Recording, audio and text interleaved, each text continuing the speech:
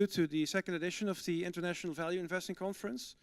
As is tradition for the second year in a row now, we have the dinner before the evening of the conference. So welcome everyone. We are still waiting on a few people, but we'll go ahead anyway. First of all, I would like to thank our sponsors and our partners for their help. It's greatly appreciated. I will be very brief. I will have a larger speech tomorrow, perhaps. But I would like to give the word to Professor Paul Smeets of Maastricht University. Paul is the head of our charity commission, and Paul has introduced us to the Against Malaria Foundation. And the goal of the conference, as you may have read on our website, is to get as much money as possible to donate to the Against Malaria Foundation. So we are a not-for-profit organization. So while you're at it, feel free to do a donation on the website. But in the meantime, I would like to ask Paul to come forward and to have a short speech, or as I heard, we might have a game on our hands. So Paul, go ahead. Thank you very much, Michael. So good evening, everybody. So my name is Paul Smeets, and I'm an associate professor at Maastricht University. I'm a professor in social finance, and also founded the Sustainable Finance Master Program at our university. If you have questions about that, I'm happy to talk about that further. But I would like to start with a little quiz, as Michael already suggested. Now, usually I use a pen for that, but I see you don't have a pen. And my hobby is improvisation theater, so we are going to improvise on this. And you're going to use your fork for this quiz. And you can also use it if your neighbor answers more questions right than you. You can use the fork as well.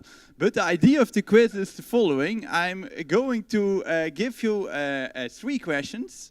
And those questions have an A, B, or a C answer. Now, if you think that the answer to a question is A, you put your fork to the left. If you think that the answer is B, you put the fork in the middle. And if you think the answer is C, yeah, you guess it already, you put your fork to the right. So it's actually very simple. So let's right away start with question number 1. So what is the current life expectancy of the world? So if we take the whole world, all continents together, and what is the average age that a baby that is born today will reach? If you think that it's 50 years, you put your fork to the left.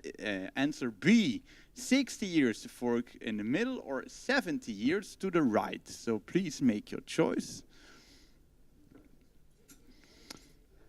50, 60, or 70 years. The world's life expectancy. Okay, I give you 5 more seconds to decide. All right, so now you can please put your fork up with the answer that you just gave. And then you can get a point if you correctly said 70 years. So please raise your hands if you gave the correct answer. Okay, so some gave the correct answer. Very good. Okay, then question number 2. Question number 2. Over the last 20 years, what happened to the people in the world living in extreme poverty? For the last 20 years. A, did it double? B, double, twice as much. Then you put your fork to the left. If you think the number of people living in extreme poverty stayed the same over the last 20 years, the fork in the middle. If it halved, the fork to the right. So the absolute number of people living in extreme poverty, did that double, stay the same, or halve?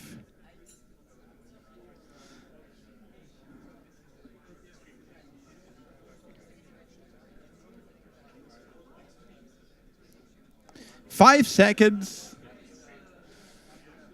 All right. So now I would like to see your hand. So who thought that it would double? Who thought it would double? Okay, yeah, quite some people. Who thought it stayed the same? Yeah, and who thought it halved? You all got a point at halved. Okay, so who so far had both questions correct? Please raise your hands. Okay, so you are still in the running to win a beer. So then we go to the last question. So, what percentage of 1-year-old children in the world have been vaccinated at least to one disease? So, the fraction of children in the world, the whole world again, that have been vaccinated, 1-year-old children that have been vaccinated at least for one disease. 20% is option A, 50% is option B, or C, 80%. Please make your choice.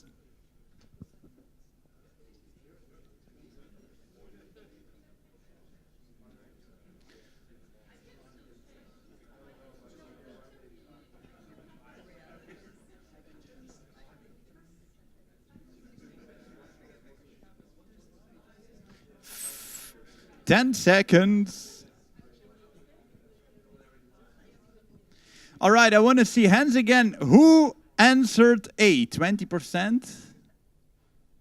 20%, okay, nobody. 50%? That's many more. And 80%?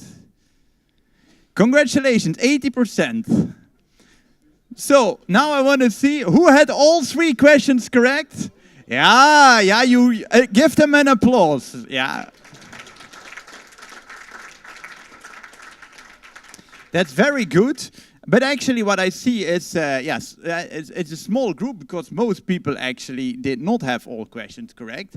And what this actually tells me is, and you even did well here today. I did the same quiz at Maastricht University at the opening of the academic year. In the audience was Frans Timmermans, the mayor of Maastricht, the governor of Limburg. They did much worse than you did, so that's already very good. And the general feeling when I do this quiz is that people are much more pessimistic about the progress that we have made. So actually there has been much more progress made on many indicators than people expect. And of course that doesn't mean that now we can stop doing anything. No, there's actually a lot of room for improvement. But it also shows that something has already been achieved and can be achieved. And this conference today is about, and tomorrow as well, is about value investing. And it's about how can you maximize the financial returns on your investments. But then actually when I look at charity, you can also maximize the return on your charity. And the Against Malaria Foundation, and tomorrow the first speech will be given by a representative of the Against Malaria Foundation, is actually an excellent example of this. So since a few years there are rating agencies that rate charities on their effectiveness. So you can think about it as the booking.com or the TripAdvisor of charities.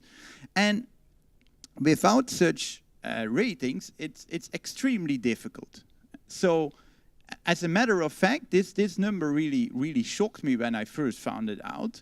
But among all the charities, just think about it for a second. You don't have to raise hands or anything, but what fraction of charities is essentially ineffective? So you donate money and the result is 0. So just think about it, what it would be. And I'm sure you underestimate the number because it's 75%. So 75% of the charities actually have either no result at all or they even have a negative result.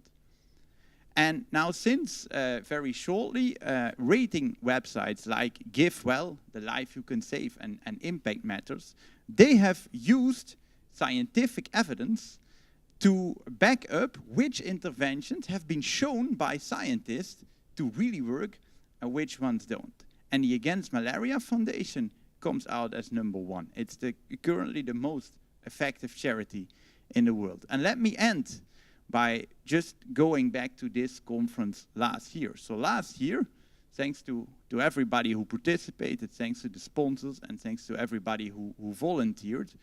At this conference, we managed to get 9,000 euros of donations to the Against Malaria Foundation. Now, what is the price to save a life today? That price is 3,000 euros. So last year at this conference, we, as a matter of fact, saved 3 lives. I hear the silence in the room. I hope that this year we can, again, save a lot of lives. And for now, I just wish you a very nice dinner and see you tomorrow.